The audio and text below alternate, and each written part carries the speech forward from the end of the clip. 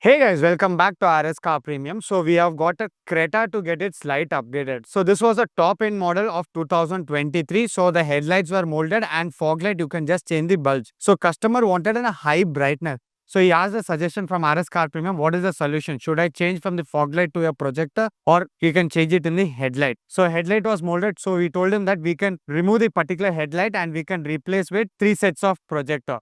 So this is the existing headlight which comes up with the 3 sets of reflector LEDs. So what we are going to do here is we are going to remove the reflectors and place the LED projectors. So guys, what we have done is we have removed that reflectors and we have placed the projector LEDs over here, which will be like an OEM look and we will be getting into a higher brightness. So once it is done, we'll also see the output on the real-time road.